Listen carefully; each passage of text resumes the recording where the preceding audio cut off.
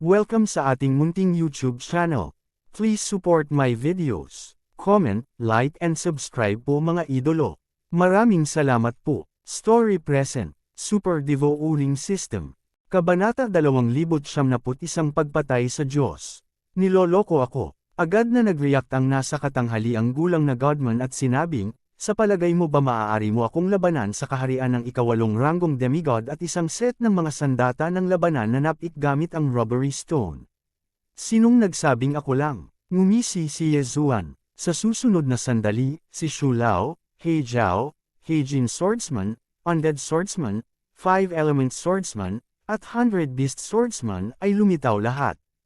Susunod, may malaking labanan na dapat susugod, at dapat gawin ni Yezuan ang lahat ng kanyang pagsisikap. Kamatayan sa korte. Nang makita ito, kumislap ang mga mata ng nasa katanghaliang gulang, at direktang binaril niya si Shu Lao at iba pa. Kasabay nito, gumamit din ng malaking galaw si Beast Swordsman. Mga hayop, lumitaw muli ang daan-daang figure. Sa pagkakataong ito, nagpatawag si Yezuan ng 88 gold level War God Mounts. Bilang karagdagan, mayroong 11 platinum level na God of War mounts. 88 gold level mounts, kasama ang 11 platinum level mounts, sa kabuuan ay 99. At ang ika-100 God of War mount ay hindi isang gold level, o isang platinum level, ngunit isang purple gold level na God of War mount na isang level na mas mataas kaysa sa platinum. Ito ay isang cute na maliit na ibon na pinangalanang Zishan Dapeng, na maaaring baguhin ang laki sa kalooban. Sa kasalukuyang kaharian, ang Dapeng ay maaaring mapakinabangan hanggang sa saklaw ng milyon-milyong kilometro ng lupa. Tinatakpan ng langit, Dapeng ang karapat-dapat sa pangalan. Fair na, sa ilalim ng utos ni Yezuan, lahat ay sumugod patungo sa nasa katanghaliang gulang na Diyosa na parang mga hayop. Kasabay nito, na-activate din niya ang skill na ipinagkaloob ng Swordsman of the Beasts Feast of the Beasts. Mayroon ding malaking agwat sa pagitan ng mga demigod at mga Diyos, ngunit si Yezuan ay nasa tuktok ng ikawalong ranggo na mga demigod sa oras na ito, at sa napakaraming katulong, hindi siya natatakot. White Flame Divine Fire, gawin mo akong abo. Nakaisip din ng trick ang middle-aged Godman sa pagpindot sa ilalim ng kahon. Ito ang produkto ng paglilinang ng White Flame Divine Art sa White Flame Divine Mountain. Ito ay isang uri ng banal na apoy na may malaking kapangyarihan. Sayang lang at walang epekto ang bagay na ito sa harap ng 5 Element Swordsman. Ang Swordsman ng 5 elemento ay immune sa 5 pag-atake ng katangian ng ginto, kahoy, tubig, apoy at lupa. Bagamat itong puting apoy na banal na apoy ay banal na apoy, ito ay apoy pa rin. Ang Swordsman of the 5 Elements ay nag-head-to-head at hinigup ang lahat ng puting apoy. Pagkatapos, sumikat ang aura ng Swordsman of the 5 Elements. Ano, nilamon ng puting apoy na banal na apoy. Nagulat ang Diyos na nasa katanghaliang gulang. Ano ang pinagmula ng mga taong ito? Ang isa ay mas nakakatakot kaysa sa isa. Nang magulat siya, napapalibutan na siya ng mga grupo, at pagkatapos, sunod-sunod na nakakatakot na pag-atake. Bagamat siya ay may banal na katawan, hindi nakayanan ng nasa katanghaliang gulang na si Kam ito ang napakalakas na pag-atake at agad siyang nasugatan. Ngunit hindi ganoon kadaling pumatay ng Diyos. Path. Direktang lumaki ang purple gold level na God of War mount na si Zishan Dapeng, na sinunggaban ng isang kuko ang nasa katanghaliang gulang na Godman. Kaagad pagkatapos, lahat ng makapangyarihang God of War mounts ay bumaril din. Bagamat makapangyarihan ang mga Diyos na ito ng mga bundok ng digmaan, ang tanging maaaring magdulot ng banta sa mga nasa katanghaliang gulang na mga Diyos ay ang 5 Element Swordsman, ang 100 Beast Swordsman, at ang Heaven Covering Dapeng. Siyempre, mayroon ding Divine Sword. Art. Gayunpaman, sa pagkakataong ito, lampas sa inaasahan ni Yezuan na maaaring ipatawag ang Purple Gold Level God of War Mount, kaya hindi dapat gamitin ang Divine Sword Art. Naglakas loob ka bang patayin ako? Nanlaki ang mata ng medyo may edad na Kam ito at hindi makapaniwalang nagtanong. Si Yezuan ay isang ikawalong ranggo na demigod lamang, ngunit ang maglakas loob na pumatay ng isang Diyos ay simpleng pangahas. God, grupo lang ng mga tao na may sapat na kapangyarihan para patayin ka, ano? Malamig na sabi ni Yezuan. Ngayon, wala na siyang ibang iniisip na pumatay, pumatay na lang siya kung gusto niya. Ang isa ay pumatay ng mga tao at maghanap ng mga kayamanan, at pagkatapos ay hanapin si Luo sa lalong madaling panahon. Pangalawa, para sa mga pinatay niya, itatabi niya ang kanilang mga katawan, at pagkatapos niyang maabot ang isang tiyak na antas, bubuhayin niya ang mga ito at hahayaan silang mabuhay sa lumalamon na espasyo. Kaya, ano ang hirap para sa kanya na patayin ng Diyos? Path. Sa isang malutong na tunog, ang ulo ng nasa katanghaliang gulang na Diyos ay direktang tinusok ng isang tigre na may ngiping sable na binago ng tagapagsilbi ng espada ng mga hayop. Mamatay, si Yezuan, sa kaharian ng isang ikawalong ranggong demigod, ay pinugutan ng ulo ang isang Diyos, na nakakatakot. Gayunpaman, hindi iyon ang punto. Kaagad, inalis niya ang kanyang katawan, kasama ang Chen Kunring. Gaano karaming kayamanan mayroon ng isang tao ng Diyos? Ding, ang host ay gumawa ng isang pambihirang tagumpay, at sa kasalukuyan ay ang tuktok ng 9th rank demigod. Matapos lumunin ni Yezuan ang karamihan sa kayamanan ng nasa katanghaliang gulang na Diyos, ang sistema ay tumunog ng mabilis na tono.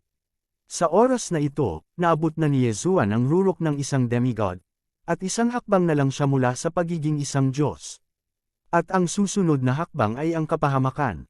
Ding, pagkatapos ng pagkalkula ng system, ang kasalukuyang rate ng tagumpay ng kapigatian ng host ay 100%. Nag-prompt muli ang system. Maraming mga kadahilanan na maaaring makaapekto sa rate ng tagumpay ng paglampas sa kapigatian, tulad ng semi-divine na kapangyarihan ni Yezuan, pangangatawan, magic weapon at iba pa. Gayunpaman, ang pinaka-maimpluwensyang isa ay ang Void Spirit Armor. Isinaalang-alang na ng system ang lahat ng salik ni Yezuan, ngunit ang iba ay walang silbi. Ang mahiwagang sandata ng Void Spirit Armor lamang ay sapat na upang makaligtas sa kalamidad. God robbery, halika na. Hindi umimik si Yezuan, at nagsimulang tumanggap ng banal na pagnanakaw. Maging ito ay ang ikawalong langit o ang siyam na langit, ang mga tao ay namamatay sa ilalim ng nakakatakot na banal na kalamidad sa lahat ng oras. Si Yezuan ay nakapasok na sa tuktok ng 9th rank demigod, at nagsimula siyang makatanggap ng mga divine calamities. Kung alam ng iba ang tungkol dito, siguradong papagalitan niya ito sa pagiging over his head. Gayunpaman, si Yezuan ay may 100% na katiyakan. Sa oras na ito, sa isang lugar sa 8th heaven, ang Diyos ni Yezuan ay nakasuot ng Void Spirit Armor, at naramdaman niya na ang ulap ng banal na kalamidad sa itaas ng kanyang ulo ay lumalaki. Pagkaraan ng mahabang panahon, ding, malapit nang bumagsak ang kulog ng banal na kalamidad, at magsisimula na ang countdown. 3, 2, 1, boom! Ang mga tainga ni Yezuan ay biglang nakarinig ng dagandong, at nang iangat niya ang kanyang ulo, nakita niya ang isang payat na kapigatian na kulog na bumagsak. Tapos, saktong damapo sa noo niya. Nakakalungkot lang na ang Tribulation Thunder na ito ay madaling nakakalat ng Void Spirit Armor. Ang pinakamahusay na paraan para madaig ng mga ordinaryong tao ang kapigatian ay ang labanan ng kulog ng kapigatian, na lubos na makapagbibigay daan sa kulog ng kapigatian na alisin ang mga dumi sa katawan. Matapos masira ang mga Diyos, ang lakas ay mas malakas kaysa sa iba. Pangalawa, ito ay ang paggamit ng magic weapon upang labanan ang kapangyarihan ng pagnanakaw, kaya ang epekto ng pagnanakaw ay magiging mahirap. Si Yezuan, sa kabilang banda, ay direktang immune sa Tribulation Thunder gamit ang Void Spirit Armor, ngunit mayroon siyang God-level phagocytosis system. Ding, ang host ay nakaligtas sa banal na kapahamakan at nakamit ang katayuan ng isang Diyos, at kasalukuyang isang first-rank inferior God. Ang iba ay kailangang gumamit ng Tribulation Thunder upang gawing katawan ng isang Diyos ang katawan ng isang demigod. At si Yezuan ay pinalakas ng isang antas ng Diyos na sistema ng paglunok. Matapos dumaan sa kalamidad, ang kanyang pangangatawan ay sumailalim sa mga pagbabago sa lupa. Naramdaman niya ito, at ang mga sulok ng kanyang bibig ay hindi napigilan ang bahagyang yumuko, at bamantong hininga. Ngayon sa ikawalong langit, sino pa ang maaaring kumuha ng aking espada? Sa 8th heaven, maraming Diyos na ipinadala ng mga Panginoon ng bundok ng bayan Shenshan upang hanapin ang mga Diyos na bumasag sa bato ng pagnanakaw, at ang pinakamataas ay ang pangalawang ranggo at mababang antas na mga Diyos lamang. Kabanata 2072 System Error. Ngayong si Yezuan ay nakalusot na sa isang first-rank inferior god, at kasama ng pagdami ng dugo, walang sino man ang maaaring kumuha ng kanyang espada. Kasabay nito, mayroon din siyang kwalipikasyon na makalusot sa ikawalong langit at mapunta sa ikasyam na langit. Gayunpaman, hindi pa ito tapos. Ang mga lumang puno ay pawang mga alagang hayop ni Yezuan, at ngayong si Yezuan ay naging isang Diyos, sila ay susunod at magiging mga Diyos. Ngunit lampas sa inaasahan ni Yezuan, ang mabilis na tunog sa kanyang pantasya ay hindi ganap na lumitaw. Ding, nakalusot si Megatron, at kasalukuyang isang first-class inferior god. Ding, nilunok ng apoy ang unicorn, ang paglunok ng black scale na dragon, at ang pagsira sa langit ay umabot na sa pinakamataas na limitasyon at hindi na makalusot. Nang marinig ito, natigilan si Yezuan. Ang mga kakayahan ni Shu Lao, He Jiao, at Pu Tian ay umabot na sa pinakamataas na limitasyon, kaya hindi sila maaaring maging mga Diyos. Bumulong si Yezuan, at agad na sinabi sa kanilang tatlo ang tungkol dito. Nako, ito na yata ang katapusan natin. Napabuntong hininga ang matandang Shu. Huwag kang mag-alala, tiyak na may mga pakikipagsapalaran sa hinaharap na magpapaganda ng iyong bloodline. Nagmamadaling sabi ni Yezuan. Young Master, hindi na kailangan. Umiling si Shu Lao at sinabing, sa paglipas ng mga taon, napanood namin ang paglaki mo mula sa isang mortal tungo sa isang immortal, at pagkatapos ay nakamit ang katayuan ng isang Diyos. Kami ay nasisiyahan na, sa susunod na daan, natatakot akong mag-isa ka lang maglakad. Kung maaari, gusto nating dalawa na mamuhay ng tahimik tulad ni Pot Ian sa lumalamon na kalawakan. Nang marinig ito, hindi napigilan ni Yezuan na tumahimik. Matagal nang hindi nagpakita si Po Tian. Bagamat ang kanyang kaharian ay sumusunod, ngunit dahil sa bloodline na dahilan, ang kanyang kapangyarihan sa pakikipaglaban ay palaging hindi sapat. Ding, ang host ay nag-trigger ng isang random na paghahanap at kinansela ang kontrata sa apoy devouring unicorn, ang Black Scale Dragon, at ang God-Shattering Ape. Reward, wala, dahil sa system prompt na ito ay napaikot ni Yezuan ang kanyang mga mata. Ito ang unang pagkakataon na nakatagpo siya ng isang random na pakikipagsapalaran na walang mga gantimpala sa pakikipagsapalaran. Kahit na ito ang huling misyon upang patayin ang Diyos Dugo na Demon King, bagamat dahan-dahan niya itong natapos, siya ay ginantimpalaan ng 10,000 pseudo-god crystals. Ngunit sa pagkakataong ito ay ang kahilingan ni Old Shu at ng iba pa. Malamang ay pagod na sila at ayaw ng makipag-away, kaya gusto na lang nilang mamuhay ng tahimik. Elder Shu, iginagalang ko ang iyong desisyon. Tumango si Yezuan, at agad na sinira ang kontrata ni na Shu Lao, He Jiao, at Po Tian. Mula ngayon, dalawa na lang ang natitira niyang alagang hayop, ang isa ay si Luo Luo, na kinuha ng Diyos ng liwanag mula kay Jiu Shangtian, at ang isa ay Megatron. Kung may anumang pakikipagsapalaran sa hinaharap, ang tatlong matatandang tao ay hindi na muling magmumut, at sila ay uusad sa mas malakas na bloodline. Little Master, salamat. Ngumisi si Shu Lao. Okay, you can live in the devouring space. You will not be in any danger in this space. Tumango si Yezuan. Ang paglamon sa espasyo ay pinangungunahan niya, kahit na pumasok ang mga Diyos, ito ay magiging isang patay na dulo. Bukod dito, kahit na malaya ang tatlong matatanda, maaari pa rin silang manirahan kasama ng mga kamag-anak ni Yezuan, at maaari silang maging mga biological na bata sa hinaharap. Malamang, ito ang tunay na dahilan ng ikatlong puno. Siyempre, lubos na nagpapasalamat si Yezuan sa tatlong matatanda. Kahanga-hanga ang mga nagawa nilang tatlo, kung hindi dahil sa kanila, hindi sana lalago si Yezuan sa punto kung nasaan siya ngayon. Ngayon, oras na para magretiro na rin sila. Sa kabutihang palad, si Megatron ay sapat na kwalipikado upang sumunod sa aking mga yapak. Ngumiti si Yezuan. Si Megatron, ang kanyang unang alagang hayop, ay namatay ng isang beses, at kalaunan ay nabuhay muli dahil sa pag-upgrade ng devouring system sa super devouring system. Pagkatapos, sinundan niya si Yezuan hanggang sa kung nasaan siya ngayon. Para sa pangalawang alagang hayop, si Luo Luo, nararamdaman ni Yezuan ang kanyang presensya ngayon sa Jiu Shangtian, ngunit ang distansya sa pagitan ng dalawa ay hindi na masusukat ng agwat. Sa madaling salita, malayo. Luo Luo, hintayin mo ako. Ang mga mata ni Yezuan ay kumislap, at siya ay direktang sumugod sa kalangitan, at pagkatapos ay gamit ang isang espada, binasag niya ang ikawalong langit. Gayunpaman, sa sandaling sumugod siya sa madilim na espasyo, muling tumunog ang prompt ng system. Ding, malapit si Jiu Shangtian sa Chanwei Tian. Kung papasok ang host sa Jiu Shangtian, i-on ng system ang hidden mode, at maaaring may hindi alam na mga pagkakamali sa oras na iyon. Ano? Nang marinig ito, nanlaki ang mata ni Ye Zuan. Pagpasok sa Jiu Shangtian, ang sistema ay hindi gumagana. Ano ang sitwasyon? Ano ang labas ng mundo noong araw na iyon, at kailangan mong i-on ang stealth mode? Hindi maintindihan ni Ye Zuan ang sitwasyon.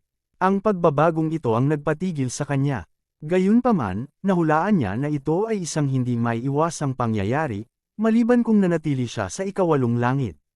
Gayunpaman, kung mananatili ka sa 8th heaven, paano ka magpapatuloy sa paglaki, paano mo maibabalik si Luoluo? Kaya, nagpasya siyang subukan ito. Sa sandaling ito, muli siyang tumagos sa ikawalong langit at sumugod sa madilim na espasyo sa pagitan ng ikawalo at ikasyam na langit. Ding, kinumpirma ng host na gusto niyang pumasok sa Jiu Shangtian. Oo, sa pagkakataong ito, direktang tumugon si Ye Zuan ng walang pag-aalinlangan. Pagkatapos niyang sumagot, hindi na nakarinig ang sistema. Ang madilim na espasyo sa pagitan ng ikawalo at siyam na langit ay medyo mahaba, at si Ye Zuan ay lumipad ng 3 araw at 3 gabi bago lumabas. Sa ika-4 na araw, sa wakas ay dumating si Ye Zuan sa Jiu Shangtian, na siyang God Realm sa mundo. Ding, automatikong pumapasok ang system sa stealth mode. Ding, sarado na ang trial tower. System. Ding, sarado na ang sistema ng sekta. Ding, nawala ang flying sword form ni Megatron, at nabura ang magic weapon form. Ding, nagbago ang dugo ng Sword God. Ding, nagbago ang bloodline ng God of War. Ding, nawala lahat ng titulo. Tuldok tuldok tuldok. Sunod-sunod na tumunog ang isang serye ng mga prompt ng system.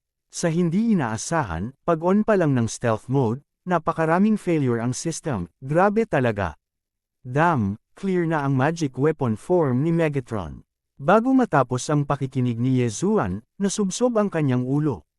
Ang magic weapon form ng Megatron ay lubhang kapaki-pakinabang, tulad ng Beast God Clock at ang Ethereal God Armor.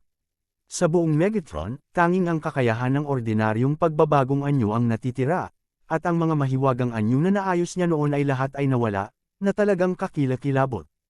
At, may mga pagbabago. Ngayon sa magic weapon form ng Megatron, 3 magic weapon ang lalabas araw-araw. Pagkatapos ng bawat paggamit, muling mare-refresh ang magic weapon, at hindi na ito magagamit muli sa parehong araw maliban kung maayos ang magic weapon.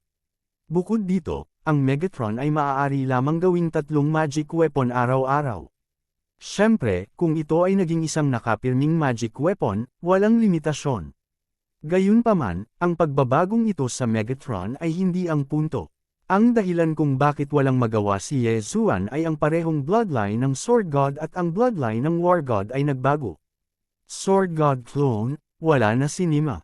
Hindi lang iyon, sabay ding naglaho ang 2 avatar sa Mortal World at ang pangalawang layer ng langit. System, ikaw ay at #SN%B at porsyento. Hindi mapigilan ni Ye Zuan na magmura ng galit. Sa ngayon, mabilis lang niyang sinuri ang 2 demigod-level bloodlines. Langit. Ang 2 pinakamahalagang bloodline ay talagang hamina. Sa kasalukuyang bloodline ng Sword God, 2 advanced na ruta na lang ang natitira. Ang Body of the Sword God at ang Invincible Swordsman.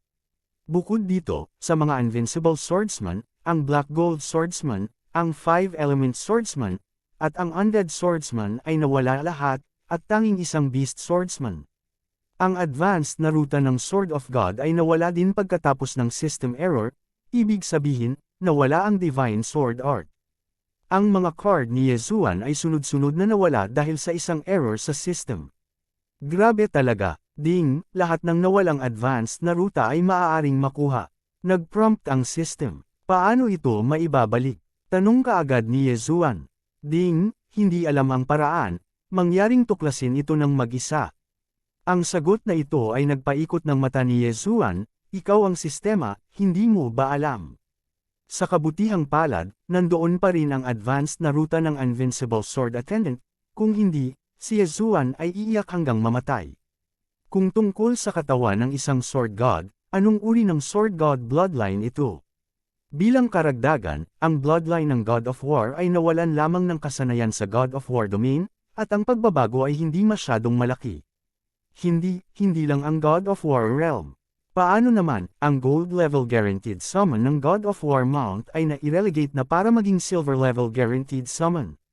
Muling inilibot ni Yezuan ang kanyang mga mata.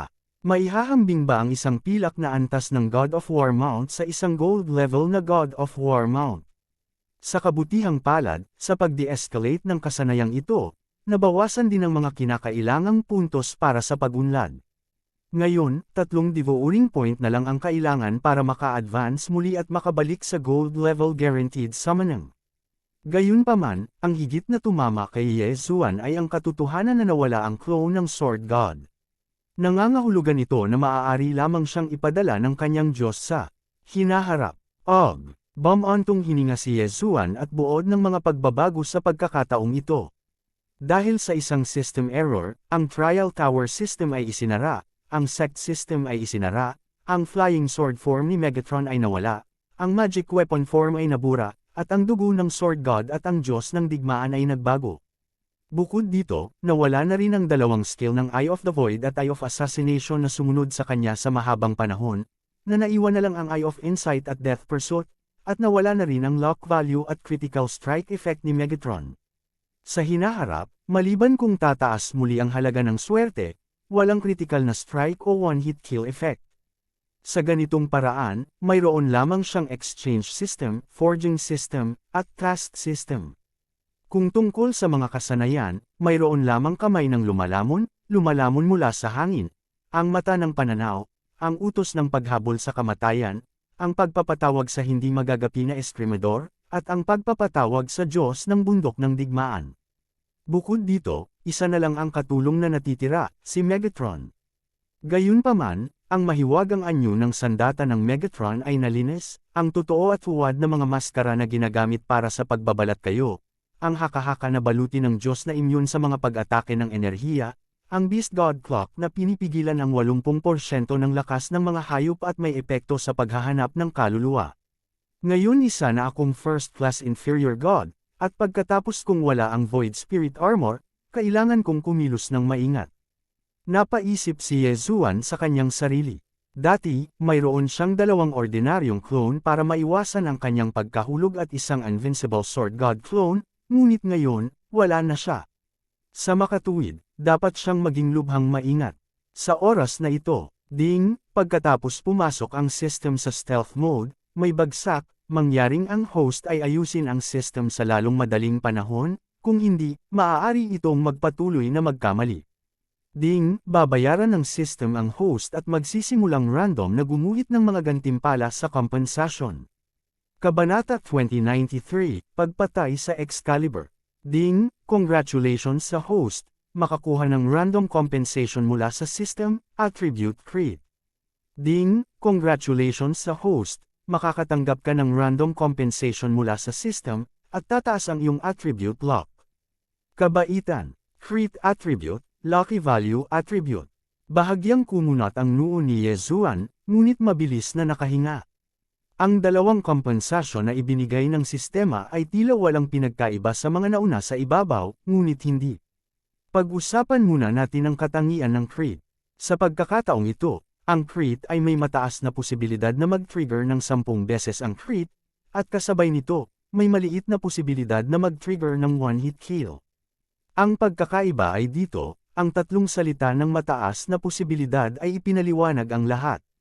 Bukod pa rito, ang katangian ng halaga ng swerte, bagamat ang bagay na ito ay tila napakaliit, ngunit sa aktwal na proseso ng paggamit, maaari nitong lubos na mapahusay ang posibilidad na matuklasan ni Yezuan ang mga espesyal na bagay at matuklasan ang mga nakatagong random na gawain ng system, na higit na praktikal kaysa sa dating halaga ng swerte.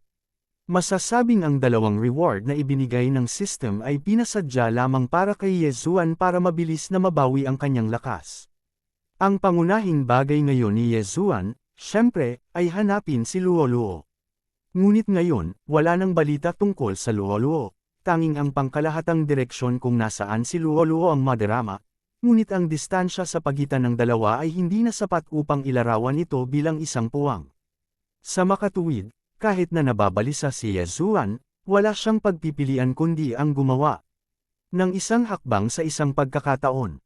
Kung sinasabi na ang mga Diyos ay hindi magagapi sa ikawalong langit, ngunit sa ikasyam na langit, sila ay naging murang kalakal sa buong kalye. Sa kasalukuyang estado ni Yezuan bilang isang first-class inferior god, siya ay ganap na nasa ilalim ng God realm. Isang system error ang naging dahilan ng pagkahulog ni Yezuan sa pinakamababang labangan sa kasaysayan. Hindi ganoon kadaling mahanap si Luo at mabawi ang lakas. Ang kasalukuyang plano ni Yezuan ay itago muna ang kanyang sarili, at pagkatapos ay maghanap ng mga pagkakataon para sa mga tagumpay. Tutal, isa na lang ang natitira niyang bathala. Walang clone na Nagel iligtas buhay, walang clone ng Sword God, at maging ang Void Spirit Armor. Sa kabutihang palad, ang pangunahing pag-andar ng system, phagocytosis, ay hindi nabigo. Kung sasabihing malfunctioning ang phagocytic ability, ito ay talagang isang trahedya. Maingat na pinagmasdan ni Yezuan ang paligid at walang nakitang kakaiba. Gayunpaman, ang bundok sa kanyang harapan ay nakakuha ng kanyang pansin. Kung saan may mga bundok, may mga hayop. Ngayong nakarating na ako sa God Realm, dapat ba akong tawaging isang Divine Beast?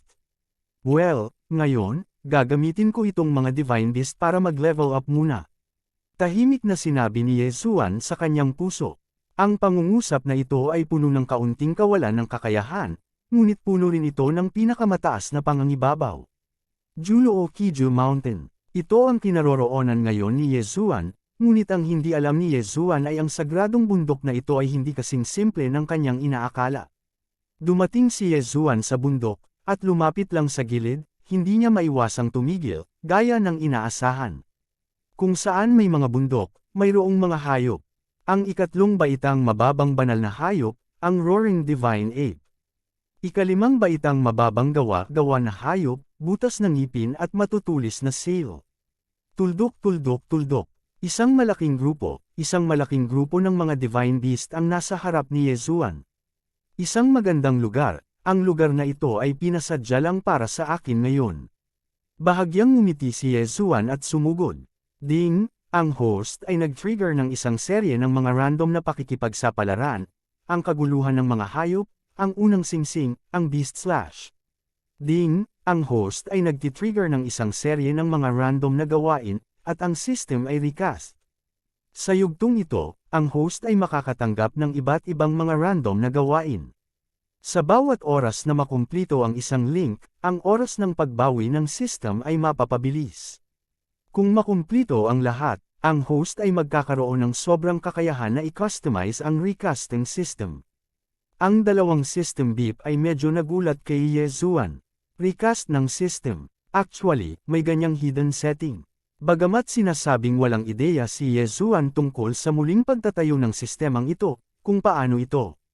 Gayunpaman, ang pakikinig lamang sa pangalan, alam mo na ang system recast na ito ay dapat na nauugnay sa pagkabigo ng system. Tila ang Juluo Kiju Mountains na ito ay isang maliit na bahagi lamang ng chain task ng systematic recasting. Sa isang iglap, naisip ni Yezuan ang isang pangungusap. Ito ay isang biyaya, hindi isang kalamidad. Ito ay isang kalamidad na hindi maiiwasan. Oo naman, ang pangungusap na ito ay hindi masama. Ilang sandali ang nakalipas, si Yezuan, na nasa problema dahil sa pinsala sa sistema, ay nakita ang bukang liwayway ng pag-asa sa isang kisap mata. Patayin! Hindi umimik si Yezuan, direkta niyang tinawag ang Beast Sword Servant at pinatay ang grupo ng mga Divine Beast. Daang hayop, direktang ginamit ng Swordsman of the Beasts ang ultimate move, na tinawag ang daan-daang God of War mounts ng sabay-sabay. Gayunpaman, dahil sa isang error sa system, ang orihinal na garantisadong summon ng God of War mount ay ibinaba mula sa antas ng ginto hanggang sa antas ng pilak, at ang lakas ay lubhang nabawasan. Gayunpaman, kahit isang pilak na antas ng God of War mount ay nasa antas na ng isang hayop. Ngayon, ito ay ang labanan ng hayop laban sa hayop. Sa panig ni Yezuan, ang mga kritikal na strike ay patuloy na naughty trigger, at paminsan-minsan ang one-hit kill skill ay na-trigger. Gayunpaman, kahit na ang pinakamababang antas ng mga Divine Beast dito ay may mas mataas na kaharian kaysa kay Yezuan. Gayunpaman, ito ay wala kay Yezuan. Sa loob lamang ng kalahating araw, pinugutan niya ng ulo ang 100 mababang klaseng Divine Beast. Ding, natapos na ng host ang unang quest ng labanan ng mga Diyos at hayop, at nag-trigger ng pangalawang quest, 1000 Beast Slash. Patuloy na pumatay, hindi utol si Yezuan, ang pagpatay sa mga banal na hayop na ito ay hindi magpapahintulot sa kanya na makakuha ng napakaraming benepisyo, ngunit sa pamamagitan ng paglamon sa katawan ng mga banal na hayop na ito, ang lakas ni Yezuan ay mabilis na bumuti. Sa oras na ito, ang pagpugot ng ulo sa daan-daang mababang ranggo na mga Divine Beast ay nagtaas na kay Yezuan sa kaharian ng pangalawang ranggo na mga Diyos na mababa ang ranggo. Ding, natapos na ng host ang pangalawang pinakamasamang gawain ng kaguluhan ng mga hayop, na nag-trigger sa ikatlong ring, ang mga hayop. Matapos maputol ang 1,000 hayop, mayroon pa ring 10,000 hayop. Ang bastos na chain of quests na ito, si Yezuan ay nasa paligid ng Julo o Kiju Divine Mountain at patuloy na nakikipaglaban sa loob ng 7 araw. Patayin, walang limitasyong pagpugot ng ulo. Ang lakas ni Yezuan ay hindi sapat upang makapasok sa loob ng Julo o Kiju Mountain, at maaari lamang niyang patayin ang mga malungkot o maliliit na grupo ng mga Divine Beast sa paligid ng sagradong bundok. Gayunpaman, ang walang katapusang labanang ito ay medyo ikinainis pa rin ni Yezuan. Siyempre, ang lakas ni Yezuan ay patuloy ding napabuti. Sa oras na ito, aktwal na naabot ni Yezuan ang kaharian ng 1,500 baitang inferior god. Ang ganitong uri ng bilis ng pagpapabuti ay talagang cool. Ang pangunahing punto ay ito ay bahagi ng system recast, at si Yezuan ay natural na hindi susuko. 15 araw na naman. Sa pagbuti ng kanyang lakas, ang kakayahan ni Yezuan na patayin ang mga Divine Beast na ito ay naging mas mabilis at mas mabilis.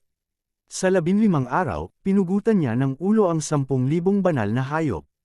Masasabing ang mababang antas na mga Divine Beast sa paligid ng Julo o Kiju Mountain ay talagang pinugutan ng ulo ni Yezuan. Siyempre, ang walang katapusang labanan ay nagdulot din ng maraming benepisyo kay Yezuan. Isang mabababang Diyosa sa 9 na baitang. Sino ang mag-aakala na ang isang tao na umakyat lamang sa 9 na antas sa loob ng 1 buwan ay talagang mapopromote mula sa unang ranggo na mababa ang Diyos hanggang sa 9 na ranggo, isang ganap na 8 antas na pagpapabuti. Ang ganitong bilis ng pag-upgrade ay kakilakilabot lamang. Ang mahabang pagpugot ng ulo ay nagparamdam kay Yezuan ng kaunting manhid. Gayunpaman, sa kabutihang palad, pagkatapos ng paglaslas ng 10,000 hayop, walang 100,000 hayop. Ding, natapos na ng host ang gawain ng pagpatay sa lahat ng hayop, pag-trigger ng pang-4 na ring, ang gawain ng pagpatay sa 16 na Divine Beast sa 9 na loos. Sa parehong oras, ang host ay makakatanggap ng pinagsama-samang gantimpala ng 3 singsing, at random na makakakuha ng magic weapon. Ding, hinuhugot ang gantimpala. Ding, congratulations sa host, nakakuha ka ng upgradable na divine weapon, ang Divine Sword. Mga reward, na ibinigay, isang espada. Kinuha ni Yezuan ang Divine Slaughter Sword na ibinigay ng system sa kanyang kamay, ngunit nakatingin lang dito, huminga siya ng malalim. Anong pervert na ari-arian? Divine Sword, ang puso ng 9 na mga Diyos at mga dragon ay ang utak, ang mga buto ng mga Diyos ay ang talem, ang kaluluwa ng mga demonyong Diyos sa lahat ng edad ay ang espiritu, ang mga puso ng 100,000 mga Diyos ng demonyo ay ang hawakan, at ang utak ng langit at lupa, ang apoy ng walang laman, at ang hinanakit ng mga Diyos at mga kaluluwa ay ginagamit bilang pandayan na plataporma. Kinailangan ng 7,749,000 taon para makabuo ng supergrade na divine artifact pagkatapos ng 9 hanggang 81 divine calamities. Kabanata 2,074 na Totem Divine Beast. Sa kasalukuyan, ang Excalibur ay isang pangunahing anyo, na may sariling espesyal na katangian, God Slaughter. Kapag kaharap ang Demon God, at Underworld God, magbibigay ito sa host ng 5% ability blessing. Gamit ang sarili nitong kakayahan sa pag-atake, ang God Extinguishing Slash, sa harap ng sinumang demonyong Diyos, Underworld na Diyos at iba pang mga Diyos, magkakaroon ng crit effect. Gamit ang sarili nitong mga kasanayan sa pagtatanggol, banal na kalasag ng kaluluwa, pinapatay ng host ang anumang mga demonyong Diyos, mga Diyos ng demonyo, mga espiritual na Diyos at iba pang mga Diyos, automatikong nag-iimbak ng mga fragment ng banal na kaluluwa, at kung kinakailangan, ay gumagawa ng isang hindi magagapi na kalasag sa pagtatanggol na may mga fragment ng banal na kaluluwa. Ang baluktot na Divine Sword, ito lamang ang pangunahing anyo, at mayroon itong napakalakas na kakayahan sa pagsugpo. Ito kaya ang kabayaran ng tunay na sistema kay Yezuan. Kung ikukumpara sa nakaraang dalawang katangiang kakayahan, ang Divine Sword na ito ay walang alinlangan na 100 beses na mas malakas. Masaya si Yezuan. This time, masaya na talaga siya, good stuff. Ito ay talagang isang napakagandang bagay na hindi niya inaasahan. Napakagandang bagay, natatakot ako, kung hindi para sa kabayaran ng sistema. Kung kaya ni Yezuan ang kanyang sarili, ang kadahilanan ng kahirapan ay hindi karaniwan. Si Yezuan, na humawak ng Divine Sword sa kanyang kamay, ay muling natagpuan ng hindi magagapi na pakiramdam. 9 na loos, 7 absolute, 16 na banal na hayop. Teka lang, ako, si Yezuan, ay isa-isang pupugutan ng ulo. Sa unang pagkakataon, nagsimulang maglakad si Yezuan patungo sa loob ng Julo-Okiju Divine Mountain. Sa itaas ng banal na bundok na ito, malinaw na mayroong mahigpit na paghihigpit. Noong siya ay nasa paligid, hindi pa rin naramdaman ni Yezuan na ito ay masyadong halata, ngunit habang siya ay lumalalim, ang pakiramdam ay naging mas at mas malinaw. Maaaring ang Julo-Okiju Mountain na ito ay hindi isang hindi pag-aari na lupain. Bahagyang kumunat ang noo ni Yezuan, at umusbong ang pag-aalinlangan sa kanyang puso. Siyempre, kahit ganoon, hindi titigil si Yezuan. Sa sandaling ito, isang boses ang biglang dumating mula sa harapan, dahilan para mapahinto kaagad si Yezuan. Well, ito ay kakaiba. Bakit ang mababang antas ng mga banal na hayop ay nawalan ng malaking pera? Baka si Julo-Okiju ay nabaliw na naman. Imposible, muling pinalakas ng Lord of the Mountains ang selyo at pagsugpo sa Julo-Okiju. Hindi sila makakain ng napakaraming mababang antas na Divine Beast sa maikling panahon. At itong Julo-Okiju Divine Mountain ay ang hinterland ng aking Myriad Beasts Divine Gate. Bagamat imposibleng may pumasok at gumawa ng gulo sa 19. Ang mga Divine Beast ay itinuturing na mahalaga, sila ay mga high-grade alien totem lamang, at hindi sila dapat maging karapat-dapat sa atensyon ng ibang mga Diyos. Ang boses na ito ay tila naguguluhan sa pagkawala ng 10,000 mababang antas na mga banal na hayop. Kasabay nito, ang isa pang tinig ay patuloy na sumagot. Ito ay hindi imposible. Nabalitaan ko na si Mashang ay naglabas ng isang bagong misyon. Anumang pinto ng Diyos, hanggat maaari mong ibigay ang 100 totem beast, makakakuha ka ng espesyal na gantimpala ni Mashang. Ito ay isang maliit na banal na tarangkahan lamang sa gitna ng 3,000 hayop na mga banal na pintuan sa itaas na pavilion, ngunit ito ay nakaupo sa 72 hayop na dayuhan na totem, na nagsasabing walang sinuman ang maniniwala sa mga totem ng hayop na dayuhan, na nagsasabi na ito ay hindi maniniwala. Tuldok. Ang pag-uusap ng dalawa ay nagbigay kay Yezuan ng ilang kapaki-pakinabang na impormasyon. Tila ang kanyang kasalukuyang posisyon ay isang lugar na tinatawag na 10,000 Beast God Gate para sa pagpapalaki ng mga totem beast. Ito ay isang totem beast. Gayunpaman, itong 10,000 Beast God Gate ay walang iba kundi isang sangay ng maliit na God Gate na tinatawag na Mushang. Totem Beast, Mushang, napakaraming hayop. Bahagyang kumunat ang noo ni Yezuan. Mukhang ang God Realm na ito ay talagang hindi gaanong naiiba sa ibang mga lugar. Ito rin ay isang patuloy na pakikibaka, at ito rin ay isang usapin ng paggalang sa lakas at interes. Gayunpaman, masasabing walang alam si Yezuan tungkol sa God Realm na ito ngayon. Kaya, gusto mo bang tanggalin ang mga disipulo ng dalawang Myriad Beast at Divine Sect at matuto patungkol sa kanila? Hindi bale, dahil sa wakas ay nakilala ko na ang dalawang tao, si Yezuan, hindi ko na ito pakakawalan. Sa pamamagitan lamang ng pagkilala sa ating sarili at pagkilala sa ating mga kaaway maaari tayong maging ligtas sa 100 laban. Higit pa rito, mula sa pag-uusap ng dalawa, may narinig ding espesyal si Yezuan. Posible bang ang luo-luo ay may uri rin bilang isang totem beast o isang bagay? Ang dahilan kung bakit siya dinala kay Jiu Shangtian ay nahuli ng mga puwersang ito. Kung ito ang kaso, hindi ito matatanggap ni Ye Zuan. Sa sandaling gumalaw ang figure, mabilis na lumipad si Ye Zuan patungo sa direksyon ng dalawa. Eksakto, maaari mong subukan ang kapangyarihan ng Excalibur na ito. Wala man lang depensa ang dalawa. Ang Jiu-Luo-Qiju Mountain ay ang hinterland ng kanilang napakaraming hayop at Diyos. Sa madaling salita, ito ang hardin sa likod. Sino ba naman ang mag-iingat kapag nasa back garden sila ng sarili nilang bahay?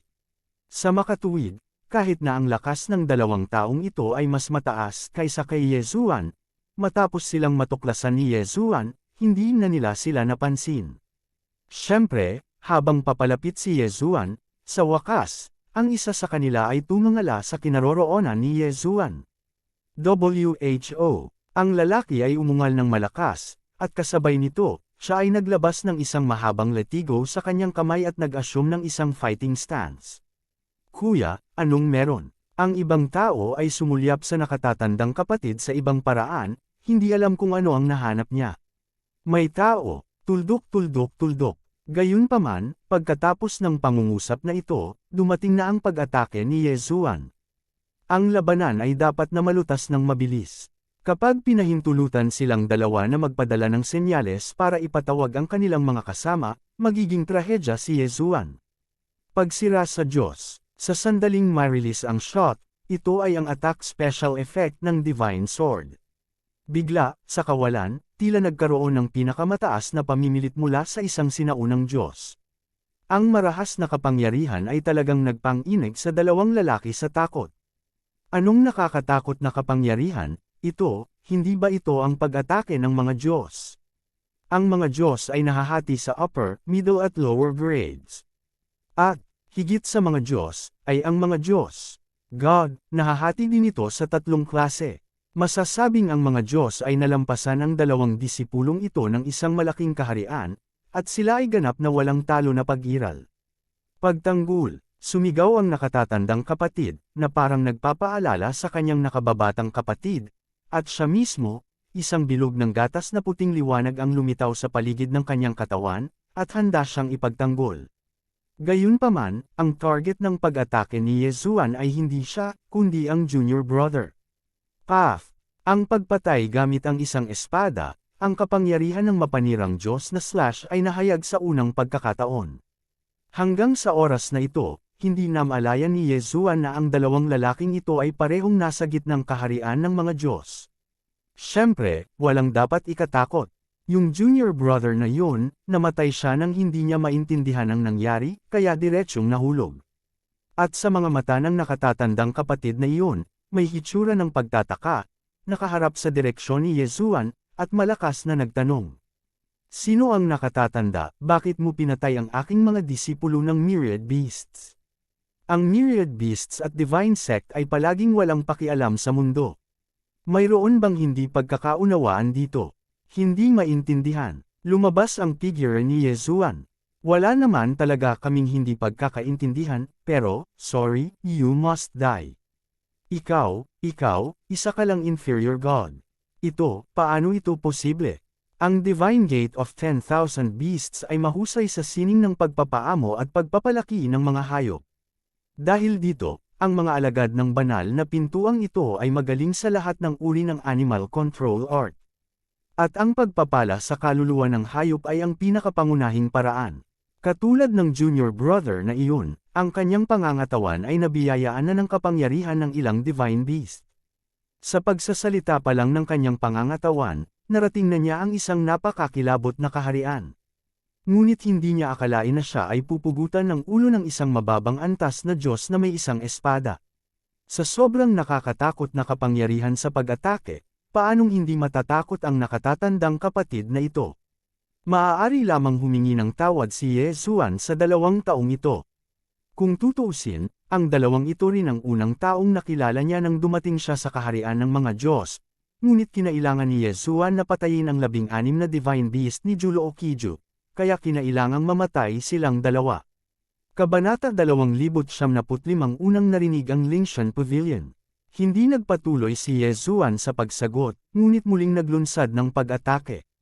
Pagsira sa Diyos, dumating na naman ang nakakatakot na pamimilit.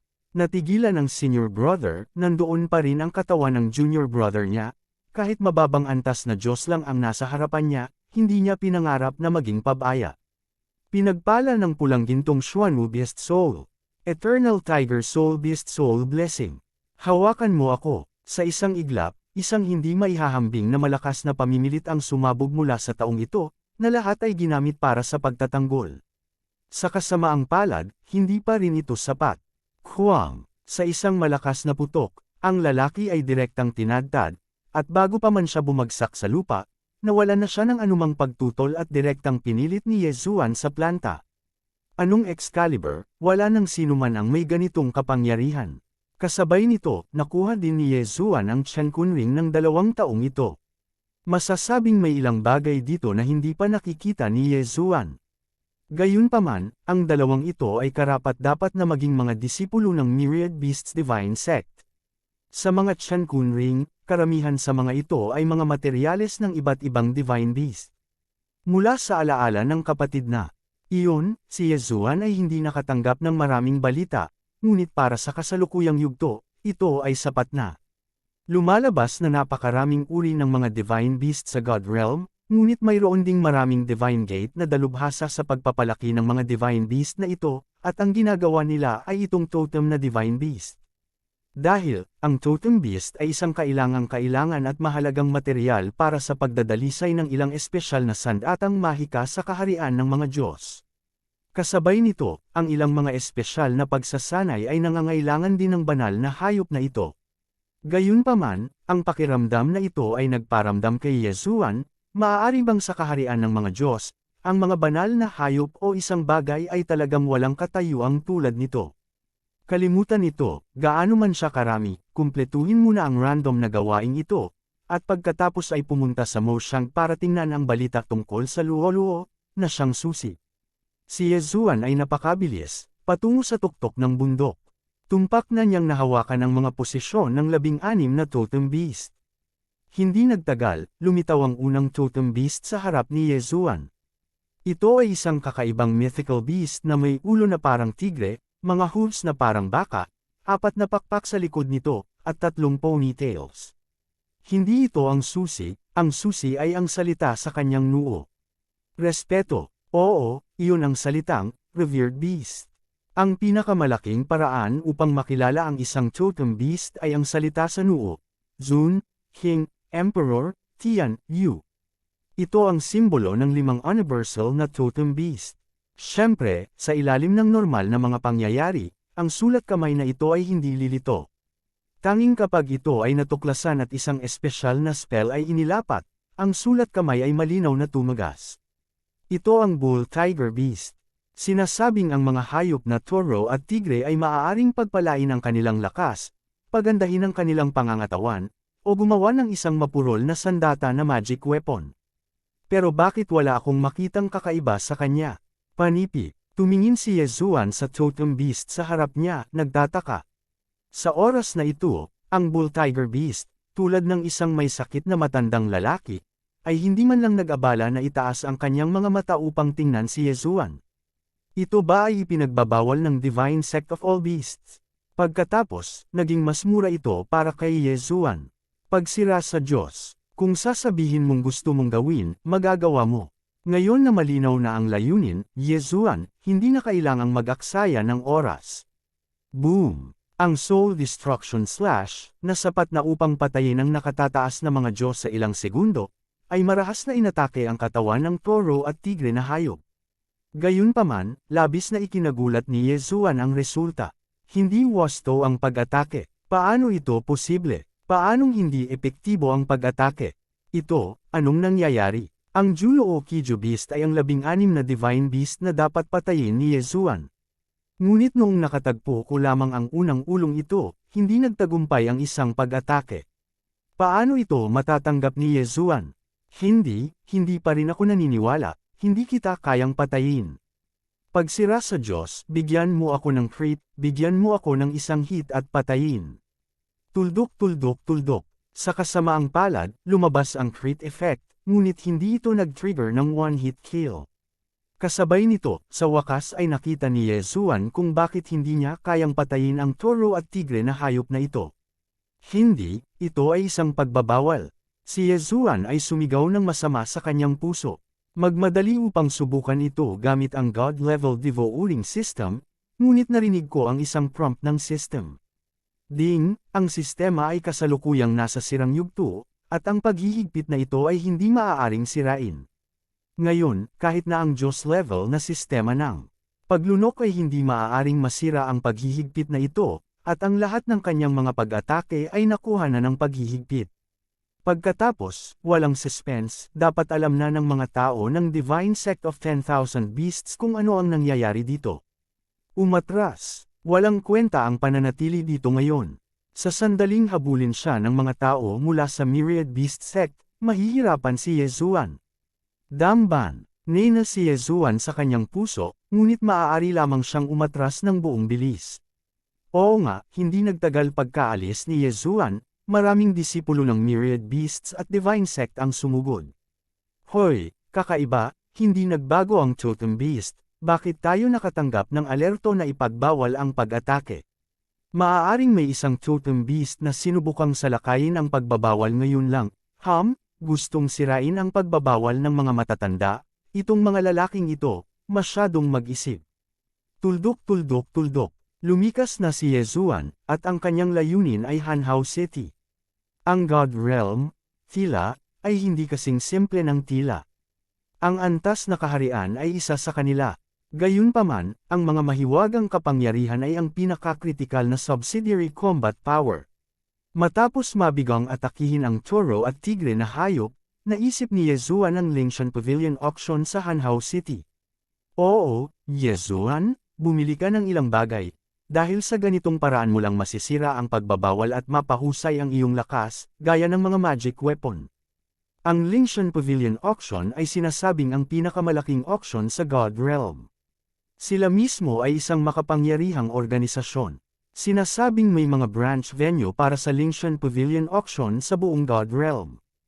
Ang auction na ito ay may malakas na lakas bilang isang trump card, kaya hanggat mayroon kang sapat na kapital, posible na makakuha ng kahit ano dito. Si Yezuan ay hindi mayaman ngayon, ang mayroon lamang siya ay ang mga materyales ng 10,000 hayop na kanyang pinatay, at ang Chen Kunring na iniwan ng 2 disipulo ng Divine Sect of Myriad Beasts. Pagdating sa mga materyales, kailangan kong sabihin na kapag nilalamon ang banal na hayop na ito, maaaring piliin ni Yezuan kung iiwan ang mahahalagang materyales o hindi, na isa rin sa mga benepisyo ng na-upgrade na sistema ng paglunok. Pagkatapos ng lahat, kung ang ilang mga materyales ay ipinagpapalit, madalas silang makakakuha ng mga benepisyo ng maraming beses na mas malaki kaysa sa direktang paglunok sa halaga. Hindi ito palalampasan ni Yezuan.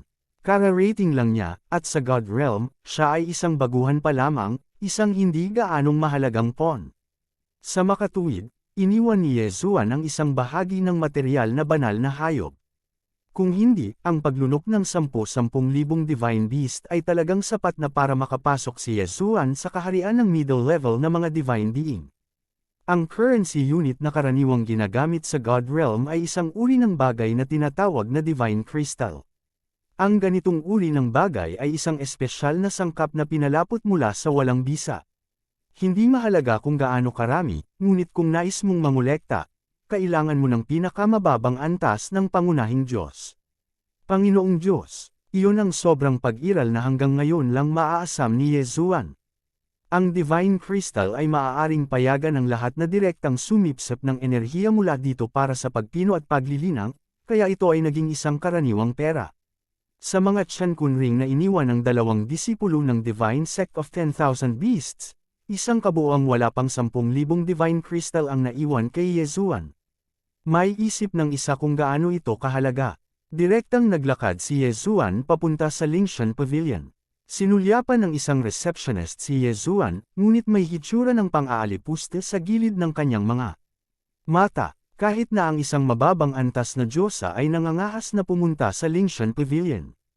Pagtagumpayan, gayunpaman, ang panuntunan ng Lingshan Pavilion ay ang pasukan ay isang panauhin, kaya ang pagtanggap na ito, kahit na siya ay may kultibasyon ng isang nakatataas na Diyos, ay maaari lamang pumunta sa panig ni Yesuan.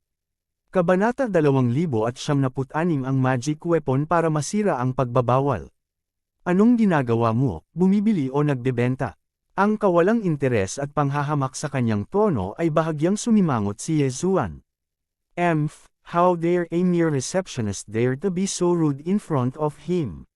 Si Yesuan ay masyadong tamad na huwag pansinin siya, kaya hindi niya ito pinansin at naglakad patungo sa isa pang receptionist. Hello, gusto kong magbenta ng ilang Divine Beast materials. Magtitinda ka ba ng materyales? Sige, ihahatid na kita dyan. Ang receptionist na ito ay halatang mas qualified kaysa sa taong ngayon lang. Damn, how dare you ignore me?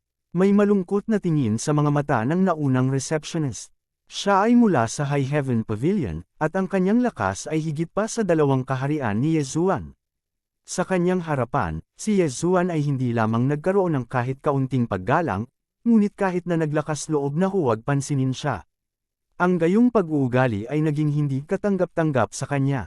Pinisil niya ang kamao niya, kung wala lang sa High Heaven Pavilion ngayon, natatakot ako na diretsyo niya itong ginawa. Boy, just wait and see. The mere inferior gods dare to be so presumptuous, I must make you look good. Hindi na malaya ni Yesuan na nasaktan niya ang gayong kontrabida nang hindi niya nalalaman. Siyempre, kahit alam ni Yesuan, hindi niya papansinin ang ganoong tao. Ang ganitong uri ng kontrabida ay hindi nararapat na bigyang pansin ni Yesuan. Hindi nagtagal, dinala ng reception sa harap ni Yesuan si Yesuan sa isang matandang lalaki. Young Master, kung mayroon kang anumang mga materyales para sa mga Divine Beast, maaari mong ibigay ang mga ito kay Elder Lin. Si Elder Lin ay magtatansya ng presyo para sa iyo at pagkatapos ay bibigyan ka ng kaukulang kabayaran. Nakangiting tumingin kay Yesuan ang receptionist. Sa katunayan, ang pangunahing pinagkukunan ng kita para sa kanilang pagtanggap ay ang komisyon. Bumili man sila o nagbebenta ng isang bagay, maaari silang makakuha ng 1% na komisyon mula sa transaksyon. Ito rin ang pangunahing dahilan kung bakit hindi tinatanggap si Yesuan sa reception sa simula. Kung tuwirang sabihin, sa mga mata ng taong iyon, si Yesuan ay isang mababang Diyosa lamang, at wala man lang langis o tubig, at syempre hindi siya matutuwa na tanggapin ito. Si Yesuan ay hindi nagsalita ng walang kaparirikan, at iniabot ang Chenkun ring na inihanda na sa matanda. Bahagyang binuksan ni Elder Lin ang kanyang mga mata. Maraming tao ang pumupunta para bumili ng mga bagay sa Lingshan Pavilion, ngunit kakaunti ang mga tao na nagbebenta ng mga bagay. Si Yesuan ang kanyang unang customer ngayong taon. Casual niyang kinuha ang Chenkun singsing ni Yesuan at sinulyapan ito, ngunit nagpakita ng ngiti si Elder Lin.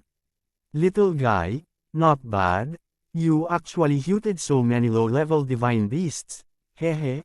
I really don't know what you think. Hindi ka nag-practice ng maayos, pero you go hunting for divine beasts.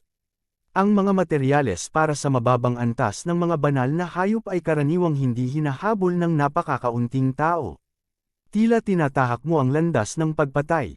Panipi. Habang nagsasalita, kinuha ni Elder Lin ang isang Chenkun ring at ibinigay ito kay Yesuan. Ito ay 10,000 divine crystals, low-level divine beast materials. Ang pavilion na ito ay nakakakuha ng mga ito, ngunit sa kasamaang palad, walang sinuman ang gustong mag-aksaya ng oras sa pangangaso sa kanila. Mayroong 10,000 divine crystals dito, 5,000 ang nararapat para sa pagbebenta ng mga materyales, at ang iba pang 5,000 ay ibibigay sa iyo ng maaga. Sa hinaharap, kung hahanapin mo ang mga divine beast na materyales, sana ay maibenta mo silang lahat sa akin. Panigurado, ang presyo ay madaling sabihin. Panipi, kabaitan, binigyan mo ang iyong sarili ng 5,000 pang divine crystals. Walang kamalay-malay na tumingin si Yesuan kay Elder Lin. Hehe, huwag kang mataranta, may dinadalisay itong bathala. Nagkataon lang na kailangan nito ng maraming materyales para sa mga divine beast na nasa ibaba ng mga Diyos. Siyempre, kailangan kong dalhan mo ako ng hindi bababa sa 100 kopya ng bawat isa sa 3 materyales.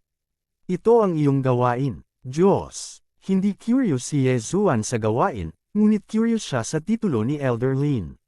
Dahil sinabi ni Elder Lin na siya ang kanyang Diyos, sapat na iyon upang ipakita ang kanyang pagkakakilanlan, at hindi ito madali. Siyempre, matino din si Yezuan at hindi masyadong nagtanong. Para sa ilang bagay, magandang kilalanin sila, at hindi na kailangang sabihin ang mga ito. Okay, Elder Lin, kinuha ko ang iyong komisyon. Bahagyang ngumiti si Elder Lin at ibinato ang isang jade slip kay Yezuan, na eksaktong naitala kung ano ang kailangan ni Elder Lin.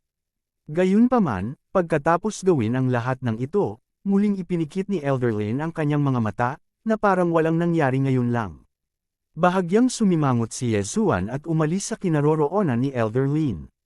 Sa kanyang puso, nagtataka pa rin siya, kung sino itong Elder Lin. Tila siya ay nakaupo roon na namamahala sa pagkolekta ng mga materyales, na tila hindi gaanong mahalaga, ngunit ang bawat receptionist o isang bagay na naglalakad sa harap niya ay hindi namamalayan, na nagpapakita na ang kanyang katayuan ay hindi karaniwan. Siyempre, wala itong kinalaman kay Yezuan. 20,000 divine crystals, hindi gaanong, ngunit sapat na para mabili ni Yezuan ang gusto niyang bilhin. Pwede mo ba akong dalhin sa counter ng mga ipinagbabawal na magic weapons? Lumingon si Yezuan at muling sinabi sa receptionist. Saglit na natigilan ang lalaki, ngunit hindi niya inaasahan na may binento lang pala ang lalaking ito at bumili kaagad. Siyempre, wala itong kinalaman sa kanya. Okay, sumagot ang lalaki at direktang dinala si Yezuan sa isa pang counter. Hello, anong kailangan mo? Ano ang layunin ni Yezuan para sa Lingshan Pavilion auction na ito? Siyempre, ito ay upang bumili ng mga bagay. Marahil, hindi siya kwalipikadong pumasok sa auction ngayon. Tutal wala naman siyang pera sa bulsa. Gayunpaman, ang kanyang layunin ay hindi isang auction sa lahat, ngunit isang magic armas upang masira ang pagbabawal. I need a magic weapon that can break the ban, pwede mo bang irekomenda para sa akin? Ibinaba ni Yezuan ang kanyang poster at malinaw na nagtanong. Well, syempre, anong level ang kailangan mo, permanente o one time? Well, titingnan ko muna ang sarili ko. Okay, ikanaway ng lalaki ang kanyang kamay, at isang anino ng isang magaan na kurtina ang lumitaw sa harap ni Yezuan. Hindi ko alam kung hindi ko nakita, nagulat ako nung nakita ko. Ang gayong magic na sandata upang masira ang pagbabawal ay nahahati sa hindi mabilang na mga uri. Saglit itong pinag-isipan ni Yezuan, at nahulaan na ang pagbabawal sa mga toro at tigre ay itinakda din ng mga karakter sa antas ng Diyos, kaya tuwirang pinili niya ang mahiwagang sandata para sa paglabag sa pagbabawal sa kaharian ng mga Diyos. Mayroong maraming mga uri at iba't ibang mga pag-andar. Maingat na pinili ni Yezuan sa loob ng mahabang panahon, ngunit ang nakita niya ay isang second-hand band-breakang magic weapon. Ang bagay na ito ay tinatawag na Aconite, isa itong magic weapon na may sira ang mukha. Gamit ito, sapat na upang masira ang pagbabawal ng mga Diyos sa gitnang baitang. Kahit na ang tagal ay hindi mahaba, ang kalamangan ay magagamit ito ng walang katapusan. Ang susi ay sapat na mura ito at nangangailangan lamang ng 8,000 divine crystals. Well, siya yun. Direktang nakipagpalitan si Yezuan, at pagkatapos, gamit ang ipinagbabawal na magic weapon na binili niya, muli siyang nagtungo sa Julo-Okijo Divine Mountain. Sa totoo lang, ang rehiyon ng God Realm ay walang hangganan, at sinasabing walang sinuman ang naka-explore sa buong God Realm. Sa pagkakaalam ngayon ni Yezuan tungkol sa mga posisyon na inookupahan ni Mashang at San Shenmen, gusto ko talaga silang ikumpara. Tapos, siguro kasing liit lang ng isang patak ng tubig sa karagatan ng mga posisyon na kanilang inookupahan. Nagmamadali si Yezuan, mabilis na tinungo ang Julo-Okijo Divine Mountain. Pero habang nasa daan, may hamarang sa kanya. Ikaw kasi, tumingin si Yezuan sa taong nasa harapan niya na may pagtataka na tingin. Ang taong ito, siya ang receptionist na nakilala niya sa Lingshan Pavilion. Kabanata 2077 Totem Mark Synthesis. Ako ito, bata, isang mababang ranggo na Diyos na nangangahas na maging hindi makatwiran sa akin. Marunong ka bang sumulat ng mga patay na salita? Bahagyang kumunat ang noo ni Yezuan. Nakakita na siya ng mga maramo na tao, ngunit hindi pa siya nakakita ng gayong kuripot na Diyos. Ano bang problema mo? Hinugot ni Yezuan ang Divine Sword. Ang lalaking nasa harap niya ay isa lamang high-class na Diyos, ngunit sa likod niya ay ang Lingzuan Pavilion, Ayaw ni Yezuan na madali siyang masaktan. Haha, anong gusto kong gawin? Magandang tanong. Iwanan mo ang Tian Kunring mo, at pagkatapos ay yumuko ka para aminin ang pagkakamali mo, kaya kitang iligtas na hindi mamatay, kung hindi. Ang laking hininga. Kung hindi, ano ang gagawin mo? Haha, anak, hindi ko alam kung mabubuhay ako o mamamatay. Kapag hindi ka sumunod, tatanggalin ko ang iyong pagka-Diyos at sisirain ang iyong espiritu. Kabaliwan, napakayabang. Sa kasamaang palad, natagpuan niya ang maling bagay. Really, want to abolish my Godhead and destroy my spirit? Depende kung may kakayahan ka. Isa lamang itong mababang antas ng Diyos, at ang kanyang tono ay hindi maliit. Pagkatapos, ngayon, ipapakita ko sa iyo kung ano ang tunay na powerhouse. Han Yuan Dafa, tumahimik ka. Panipi, sa isang iglap, isang ulap ng itim na usok ang lumabas mula sa lalaki, at biglang sumugod kay Yezuan. Sa isang kisap mata, napalibutan si Yezuan. Sasagutin ng aking Han Yuan Dafa ang lahat ng iyong banal na kapangyarihan at papawiin ang iyong banal na pavilion. Anak, maglakas loob na saktan ako, ito na ang iyong wakas. Ito ba? Bahagyang tumingin si Yezuan sa lalaki, at ang divine sword ay nakataas sa kanyang kamay. Pagsira sa Diyos, sipilyo, isang liwanag ng espada ang umugang, at sa isang iglap, naputol nito ang usok at direktang inatake ang lalaki. It's just a low-level god, at gusto kong manakit. Ito, anong klaseng kapangyarihan ito, nakakakilabot. Ilang sandali ang nakalipas, hindi pinansin ng lalaki ang pag-atake ni Yezuan, ngunit sa susunod na sandali, siya ay umiwas na parang nawawalang aso. 10 beses na lumabas ang crit. Diretsyong binaril ang lalaki at tumilapon palabas. Gayunpaman, siya ay isang nakatataas na Diyos. Bagamat ang suntok na ito ay nagdulot ng kaunting pinsala sa kanya, hindi talaga siya nito ikinamatay. Gayunpaman, ang suntok ni Yezuan ay natakot din sa lalaki. Ikaw, sino ka, at bakit mayroon kang napakalakas na mahiwagang kapangyarihan? Sino ako? You are not qualified to know, go to hell. Mag-swipe, lumabas ang dalawang espada, at kasabay nito, hinawakan din ni Yezuan ang divine sword at sumugod. Boom! Boom! Sa dalawang malakas na ingay, gusto ng lalaki na umiwas, ngunit hindi siya nakaiwas, at direktang tinamaan ng dalawang hiwa na nakakawasak sa Diyos. Kasabay nito, dumating na ang ikatlong pag-atake ni Yezuan. Brush! Patayin gamit ang isang espada. Gamit ang isang kaway ng kanyang kamay, diretsyo niyang nilalamon ang lahat ng bagay ng taong ito, kabilang ang henyong kayamanan sa kanyang universe ring. Ding! Tumaas ang killing intent ng host. Ding! Ang kaharian ng host ay bumuti. At ito ay kasalukuyang nasa unang grado na medium god-human na kaharian. Sa anumang kaso, ang kaharian ay ang pundasyon. Kung hindi kinakailangan, hindi na kailangang itago ni Yezuan ang mga henyong kayamanan na iyon o divine beast materials. Ito ang first-class god-human realm. Siya talaga ay agad na pinatay ni Yezuan. Makapangyarihang Excalibur, masasabing blessing in disguise ito. Kung hindi dahil sa pagkabigo ng system, natatakot ako na walang gantimpala. At kung hindi dahil sa gantimpala, paano makukuha ni Yezuan ang makapangyarihang divine sword na ito? Kapag bumalik na sa normal ang sistema, kapag nakakuha si Yezuan ng sapat na DevR points para mag-synthesize ng isang malakas na clone, sa tulong ng divine sword, sapat na ang lakas ni Yezuan para dalhin ito sa susunod na level. Magpatuloy sa pagsulong, at ang layunin ay direktang tunguro sa Julo o Kijo Divine Mountain. Nang muling lumitaw si Yezuan, sa wakas ay ibinaling ng toro at tigre ang kanilang mga mata kay Yezuan. Umuungol, si Niuhu Beast ay nagpakawala ng mahinang dagandong, na parang nagtatanong kay Yezuan kung bakit siya muling dumating.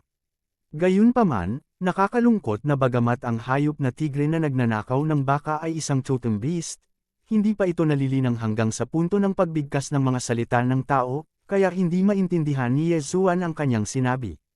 Direktang isakripisyo ang Aconite. Ang Aconite ay umikot ng mabilis, at ito ay naging tulad ng isang awl, na patuloy na sinisira ang paghihigpit. Sa ilang sandali lamang, ang paghihigpit ay nasira ng Aconite cone, sapat na upang makapasok sina Yezuan. Bull Tiger Beast, sa pagkakataong ito, tingnan natin kung sino ang makakatulong sa iyo na labanan ang pinsala. Ang toro at tigre na hayop na ito ang target na dapat patayin ni Yezuan, dahil ito ang target na hayop ng System Quest. Sa makatuwid, si Yezuan ay masyadong tamad na magsalita ng walang kaparirikan, at pumutol gamit ang isang espada. Ding, ang host ay nag-trigger ng one-hit kill, at agad na pinatay ang toro at tigre na hayop. O, isa itong one-hit kill. Ito, pwede lahat. Bahagyang ngumiti si Yezuan. Direktang nilamon ang nilalang ng toro at tigre na hayop, at nakakuha ng maraming layuning pumatay. Pagkatapos, nagpatuloy siya sa pagsulong, at hindi papayag si Yezuan kahit isa sa Julo-Okiji 16 na totem beast. Wala pang isang araw, lahat ng Julo-Okiji totem beast na ito ay pinatay ni Yezuan. Siyempre, kailangan ding pasalamatan ni Yezuan ang pagbabawal sa Gate of Myriad Beasts. Kung hindi dahil sa pagbabawal na ito, halos imposible para kay Yezuan na patayin ang mga totem beast na ito ng ganoon kadali. Pinipigilan ng pagbabawal na ito ang lakas ng totem beast na iyon sa napakababang antas, na parang pagbibigay ng karanasan kay Yezuan. Ding, natapos na ng host ang random na gawain ng kaguluhan ng mga hayop. Ding, tumaas ang system repair rate. Ding, binubuksan ng host ang totem beast synthesis system. Ding, kung papatayin ng host ang totem beast, makukuha mo ang totem mark at isynthesize ang espesyal na totem beast. Ding, kayang isynthesize ng mga totem beast ang soul beast sa pamamagitan ng paglunok ng mga marka. Dumating ang isang serye ng reward prompt mula sa system. Gayunpaman, sa pagkakataong ito para kay Yezuan, ito ay isang soul beast synthesis. Bahagyang kumunat ang noo ni Yezuan, ang bagay na ito, hindi pa niya ito nahawakan, at isang kasinungalingan ang magsabi ng walang pag-aalinlangan. Sa oras na ito, si Yezuan ay may 16 na marka ng totem sa kanyang mga kamay. Pagkatapos, hindi maiwasang makati si Yezuan, gustong makita kung ano ang synthetic totem beast na ito. System, gusto kong mag-synthesize ng totem beasts. Ding, ang host ay gumagamit ng totem beast synthesis function. Ding, ang host ay kasalukuyang may 16 na totem imprints, mangyaring gawin ng host ng mag-isa. Ding, maaari lamang ay activate ng host ang synthesis function na hanggang 10 totem mark sa kasalukuyan. Ito pala ay self-synthesis. Ito ay maaaring magkaroon. Tumingin si Yezuan sa mga marka ng totem na iyon. Ang bawat isa sa mga totem mark na ito ay magkakaroon ng ilang espesyal na kakayahan, pati na rin ang ilang partikular na pagbabago ng mga anyo. Ito totem beast synthesis function. Ito pala ay ang kakayahan at hugis ng totem beast na pumatay kay Yezuan. Ayon sa kagustuhan ni Yezuan, ito ay muling isinama sa isang bagong anyo na may mga bagong kakayahan. Hindi na kailangang sabihin, alam mo na ang mas maraming mga imprint na ginagamit mo, mas mahusay ang epekto. Kaya, maaari ba akong gumamit ng hanggang 10 ngayon? Tapos gagamit ako ng 10. Sa patuloy na pagsasaayos ni Yezuan, hindi nagtagal, isang bagong totem beast ang lumitaw sa harap ni Yezuan. Gayunpaman, hindi ko alam kung sinadya ito ni Yezuan o bakit. Ang totem beast na ito ay naging hugis ng isang lumilipad na kabayo. Oo, ito ay eksaktong isang puting kabayo, mayroon lamang isang pares ng mga pakpak at isang solong puting sungay. Gayunpaman, ang kakayahan ng Pegasus na ito ay hindi gaanong simple. Gumamit si Yezuan ng 5 marka upang palakasin ang kanyang bilis. Gumamit pa siya ng 4 para palakasin ang kanyang one-horn talent attack, na pansamantalang pinangalanan ni Yezuan na one-horn strike. Ang natitira naman, para lang palakasin ang depensa. 10 totem mark, kapalit ng mabilis na pag-mount. Lugi ba ito? Maaaring isang kawalan, ngunit para kay Yezuan, sulit ito. Dahil sa Pegasus na ito, mabilis na mahahanap ni Yezuan ang kinaroroonan ni Luoluo. Bukod pa rito, ang totem beast ay maaaring gumastos ng isang tiyak na halaga ng mga lumalamon na puntos upang sumanib sa isang soul beast. Sa oras na iyon, ang Pegasus ay magpapakita ng tunay na lakas. May plano na si Yezuan. Kabanata 2078 ang dumating sa pintuan. Ang pagbabawal sa mga totem beast ng God of 10,000 Beasts ay nasira, na nagsasabing imposibleng wala silang induction, ngunit masyadong mabilis ang mga galaw ni Yezuan. Bukod dito, napakalihim din ng aksyon, kaya pagkatapos na patayin ang 16 na totem beast na magkakasunod, ang mga talento ng Diyos ng 10,000 hayop ay nag-react. Sa sandaling ito, sa isang ethereal fairy palace, biglang nagising ang isang elder. Hindi, nasira ang pagbabawal sa totem beast, bilisan mo, tingnan mo ang sitwasyon ng totem beast. Oo, dakilang elder. Sa isang iglap, 12 ng mga figure ang lumipad ng direkta at mabilis patungo sa lokasyon ng totem beast.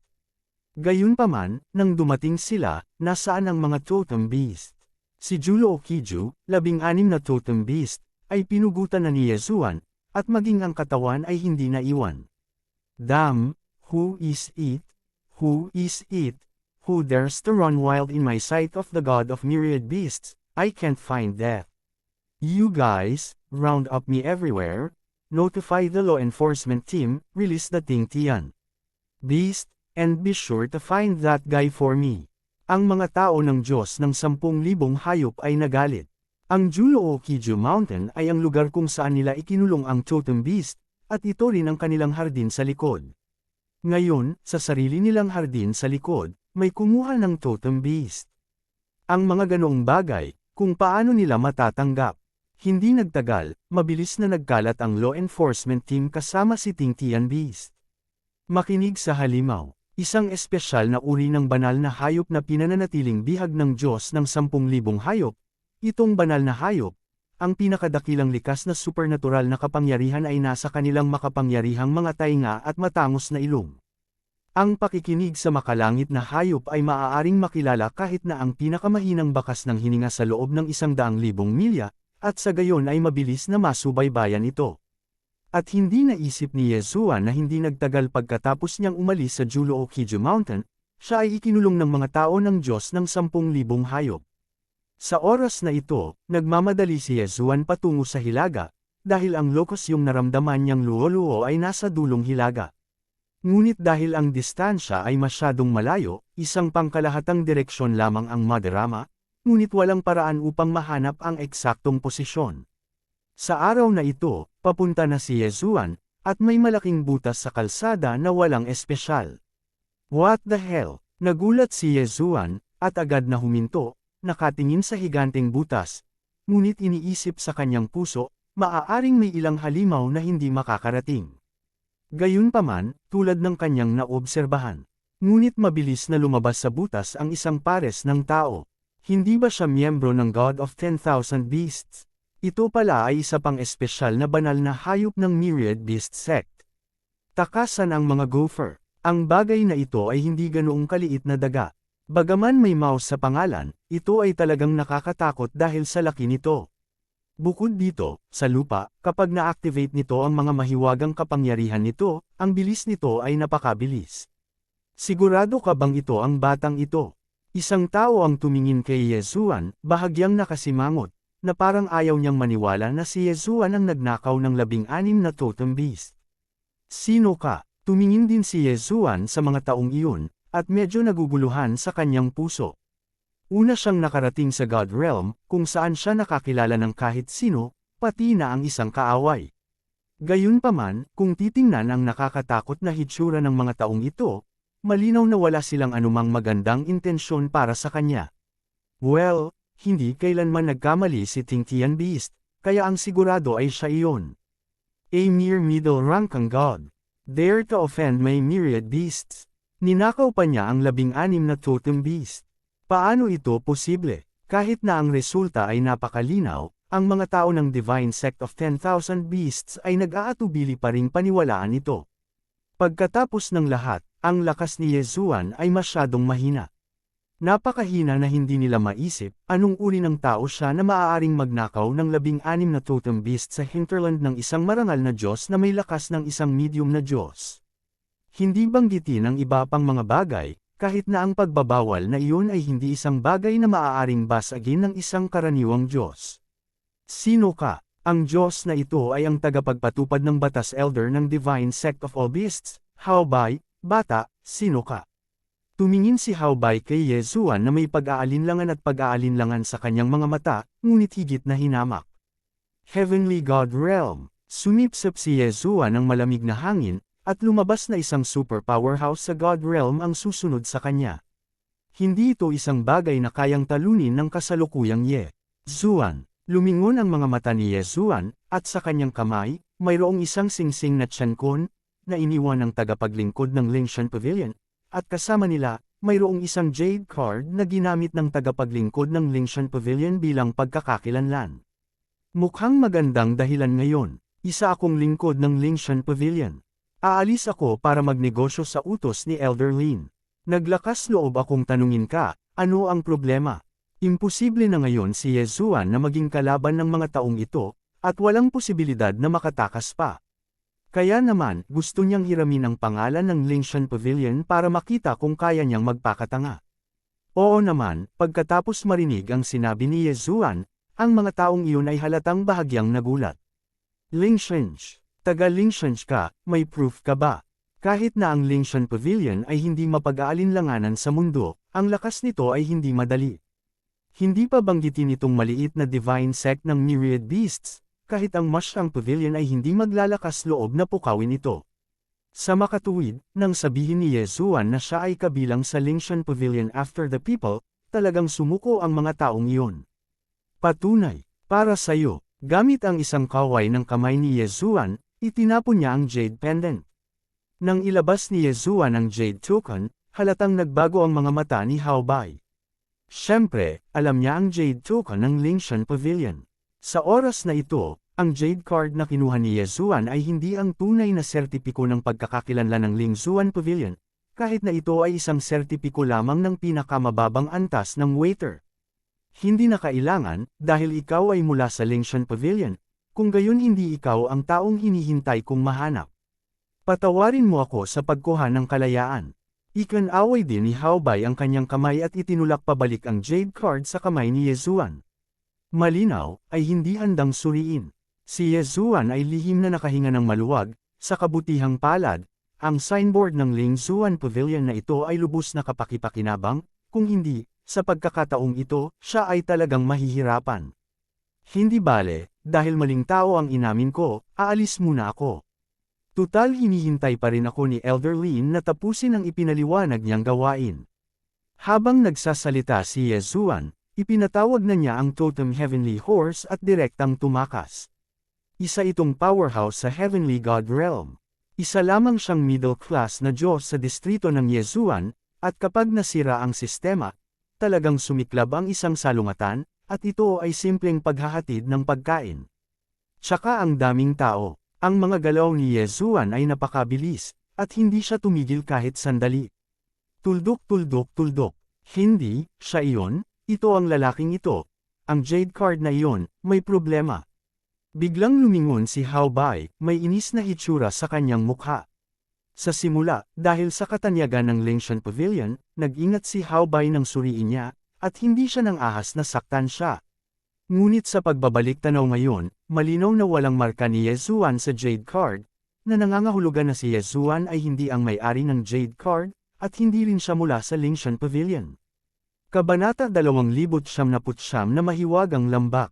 Damn, really damn, ang bathala na ito ay pinaglalaroan talaga ng batang iyon. Habulin mo ako, dapat durugan ng Diyos na ito ang kanyang pagka-Diyos gamit ang kanyang sariling mga kamay. Galit na galit si Hao Bai na sa pagkakataong ito, wala nang pag-aalinlangan. Sa isang iglap, lahat ng tao mula sa Divine Sect of 10,000 Beasts ay naging streamer at hinabol si Ye Zuan. Alam din ni Ye Zuan sa kanyang puso na ang paggamit ng Jade Card ng Lingshan Pavilion ay isang angkop na hakbang lamang. Kapag nag-react ang kabilang partido, magiging trahedya siya. Sa makatuwid, mula sa oras na umalis siya sa Myriad Beast Sect, patuloy na hinihimok ni Ye Zuan si Chanma na bilasan ng paulit-ulit. Sa oras na ito, ang bilis ng Totem Pegasus na iyon ay umabot na sa rurok nito. Ang mga bundok at ilog at ilog, ay patuloy na lumilipad pabalik sa ilalim ng paanan ni Ye Zuan, at si Ye Zuan ay hindi nang ahas na mag-antala kahit sandali. Sa hindi inaasahang pagkakataon, noon lang nakarating sa kaharian ng Diyos, ngunit unang nakalusot sa isang basket. Mula sa sandaling iniulat ni Hao Bai na siya ay miyembro ng Divine Sect of All Beasts, naunawaan na ni Ye Zuan ang layunin ng mga taong ito. Ako lang di ba? Chase, damn it, napakakinas niya. Ang bilis ng mga tao sa Divine Sect of 10,000 Beasts ay napakabilis din. Umaasa sa sensing power ng Tingtian Beast, kinokontrol nila ang posisyon ni Yezuan mula sa malayo. Tuldok tuldok tuldok. Ang pagpunta sa ganito ay hindi solusyon sa lahat. Ang bilis ng Totem Pegasus ay hindi mabagal, ngunit ang mga tao ng God of 10,000 Beasts ay mayroon ding mga espesyal na mount at magic weapons. Kung ito ay magpapatuloy, si Yezuan ay mahuhuli ng maaga o huli. Kapag nahuli, hindi maisip ang kahihinatnan.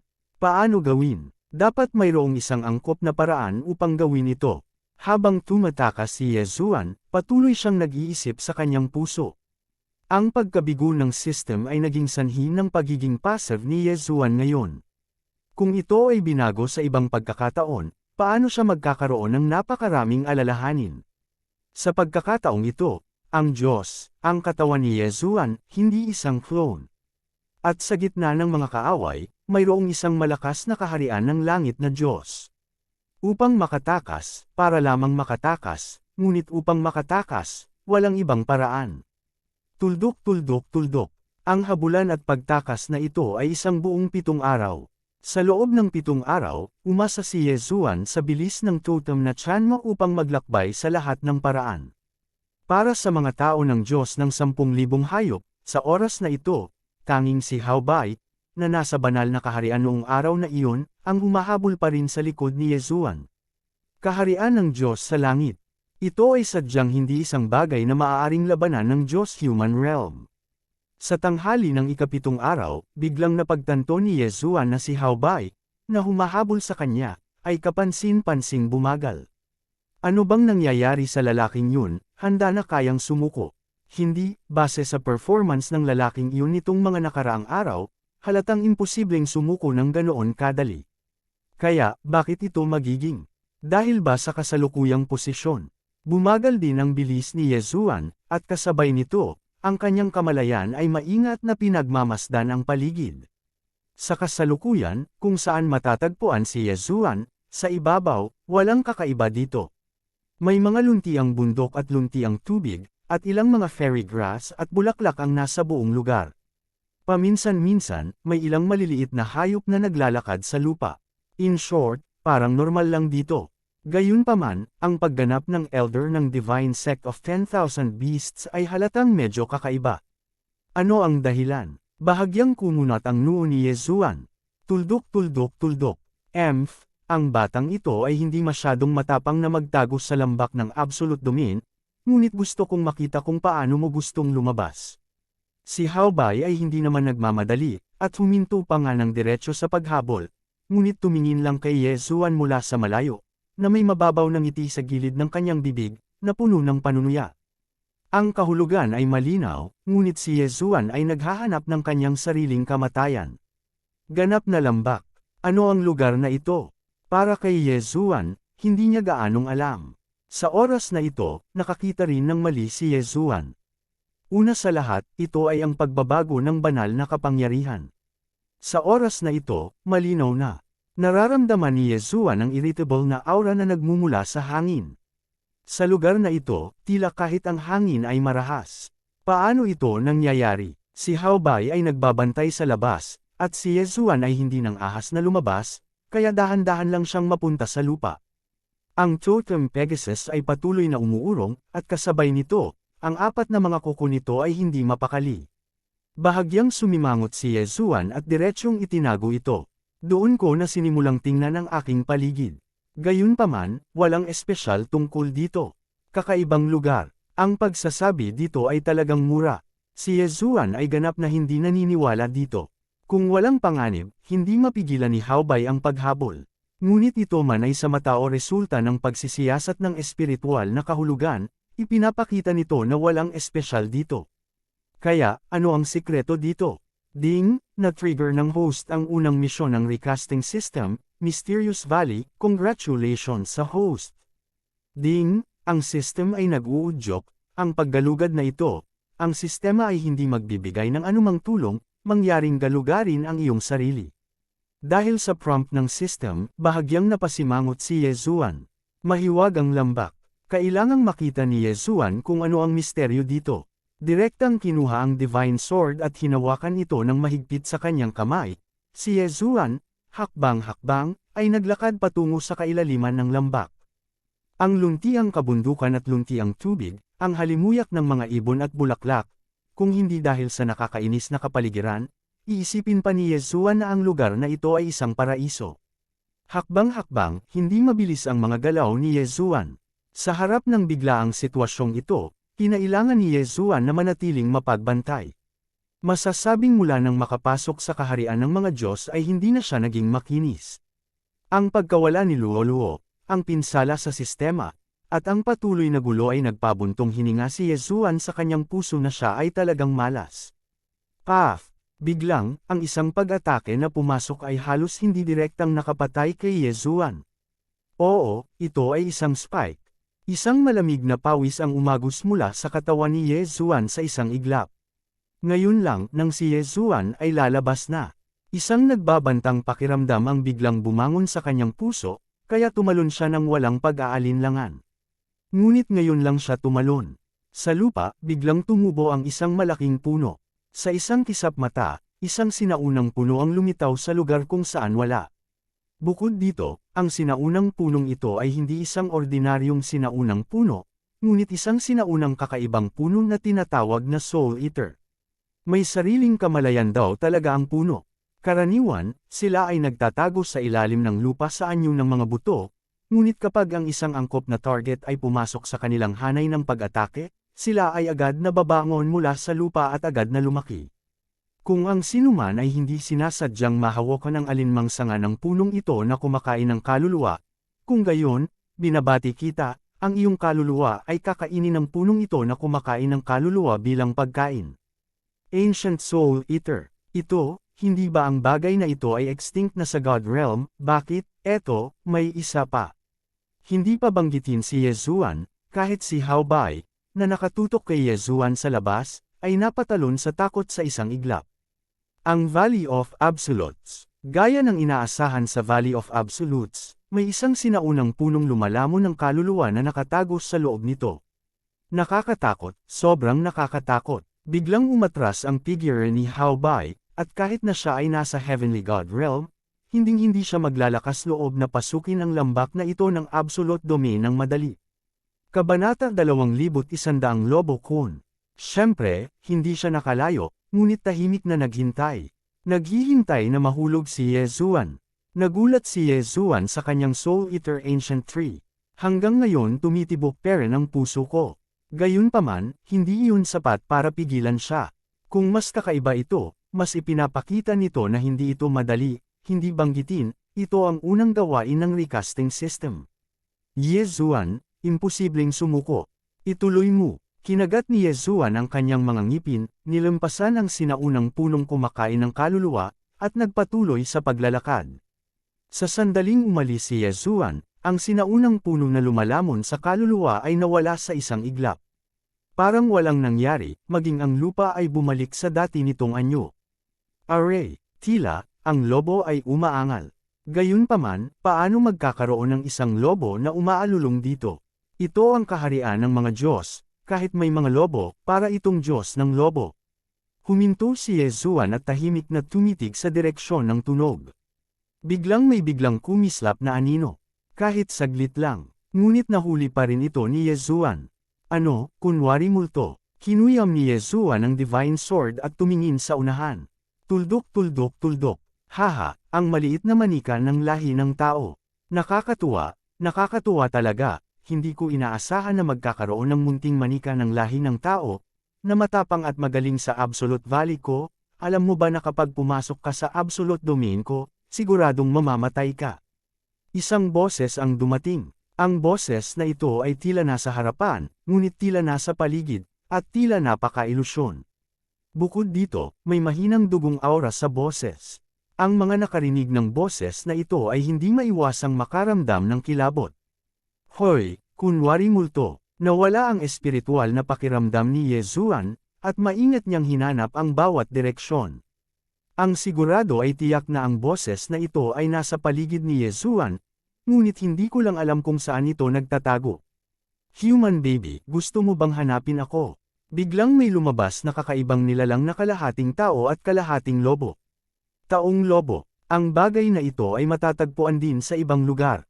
Gayunpaman, ang taong lobo na lumitaw sa harap ni Yesuan ay medyo kakaiba. Dahil hindi lamang siya nagkaroon ng anyo ng kalahating tao at kalahating lobo, ngunit mayroon ding anyo ng kalahating walang laman at kalahating tunay. Napakalinaw ng kanyang katawan na parang lobo, at napakalinaw nitong ipinadarama ng mga tao ang tunay na katawan. Gayunpaman, ang kalahati ng kanyang katawan ay ilusyon, na para bang ito ay isang anino lamang. Anong halimaw ito? Ang ganitong bagay, hindi pa nakikita ni Yesuan, hindi nakakagulat, imposible. Human little baby, you are a little guy in the middle level of the realm of gods, why did you trespass into my absolute valley? Today, you are lucky, you met my wolf coon, if you meet the other four guys, I'm afraid, you are already dead. Tell me, what do you want to do when you enter my absolute domain? Wolf coon, yan ba ang pangalan ng lalaki? Bahagyang sumimangot si Yesuan, ang kasalukuyang sitwasyon ay ganap na hindi niya kontrolado, at lahat ngayon ay lumampas sa kanyang inaasahan. At ang lobong coon na nasa harapan niya, bagamat sa ibabaw, ay tila isang mataas na antas na kaharian ng Diyos-tao. Gayunpaman, nararamdaman ni Yesuan na higit pa riyan ang kanyang lakas. Digmaan, o pagtakas, hindi, walang pagkakataong makatakas, lahat ng bagay dito ay masyadong kakaiba, at kahit si Yesuan ay walang pagkakataong makatakas. So, pwede lang lumaban. Ang Divine Sword ay mahigpit na hinawakan sa kamay ni Yesuan. Huwag mong tingnan itong silang kun ay mukhang napakadaldal ngayon, ngunit sa kasamaang palad, hindi tanga si Yesuan, na sinasabing patay na siya kapag nakatagpo niya ang iba pang apat na lalaki, kaya hindi niya kailangang mamatay kapag nakasalubong niya ito. Paano ito posible? Sino ka dito, at saan? Tumingin si Yesuan kay Langkun at nagtanong ng parehong tanong, ngunit ang kanyang buong katawan ay nakagawa na ng pinakamahusay na mga pagsasaayos, handang lumaban anumang oras. Sino ako? Haha, hindi mo man lang kilala kung sino ako kapag pinasok mo ang absolute domain ko. Ang Diyos na ito ay isa sa 5 envoy ng Absolute Realm, ang Wolf God Envoy. Alam mo ba?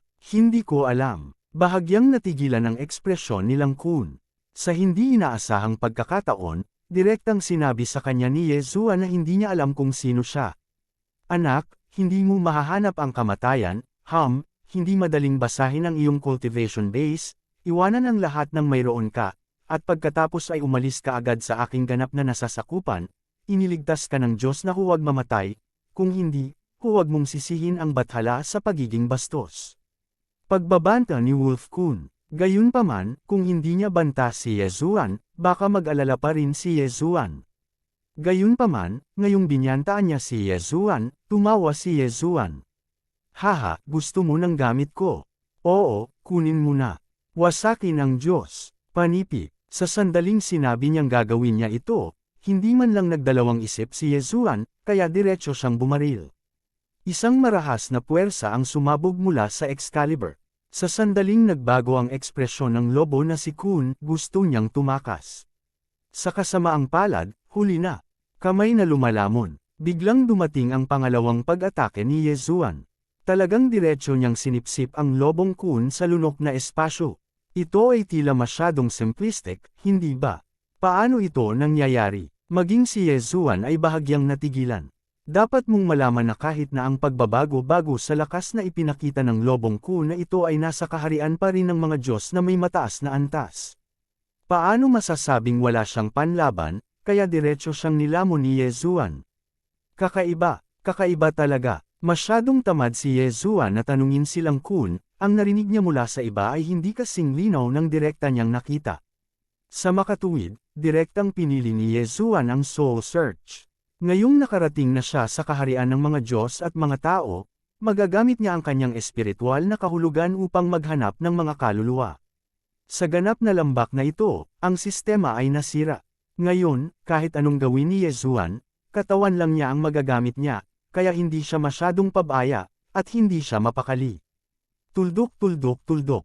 Pagkaraan ng ilang sandali, nagpakita si Yezuan ng kakaibang ngiti. Sa wakas ay alam na niya kung bakit titigil si Haobay ng Divine Sect of Myriad Beasts sa Absolute Valley na ito, at bakit ito kakaiba. Dahil, narito, ang libingan ng Diyos. Maaari mong makita ito bilang isang kayamanan. Gayunpaman, ito ay isang kayamanan na hindi maaaring buksan o pasukin ng sinuman. Kaya naman tinawag itong Absolute Territory. Ang Lobo Kun dati, sa katunayan, ang tunay na lakas ay ang kaharian ng mga Diyos. Libu-libong taon na ang nakalilipas, ang matapang na kanya, at ilang iba pang mga eksperto sa Heavenly God Realm ay piniling pumasok dito, na gustong malaman kung ano ang nangyari dito. Sa kasamaang palad, hindi nagtagal pagkatapos pumasok, nahawahan siya ng marahas na aura, at ang banal na kapangyarihan sa katawan ay nahulog sa siklab ng galit. Sa huli, may ilang tao talaga na nagkaroon ng infighting. Maswerte silang Kun, hindi siya masyadong naapektuhan ng hininga, kaya nakatakas siya sa oras. Gayunpaman, iyon ay simula pa lamang ng trahedya. Nang maglaon, nakatagpo nilang Kun ang lahat ng uri ng kakaibang bagay, hanggang sa siya ay naging taong iyon. Ang mga tao, ang mga lobo ay hindi mukhang lobo. Upang maging tumpak, ang bahagi ng kanyang katawan bilang isang tao ay bumagsak, at sa desperasyon, ang pagka-Diyos ay nakahost sa katawan. Nang isang katutubong nilalang sa matinding lambak na ito, isang 3 buntot na demonyong lobo, at ito ay naging ganoon. Mula sa alaala nilang Kun, natuklasan ni Yezuan na ang mga trahedya na ito ay nahulog na bago pa man sila makarating sa totoong gate ng Jedi Domain Valley. At ang pumatay kay Lang Kun para patayin sila ay ang kakaibang marahas na aura.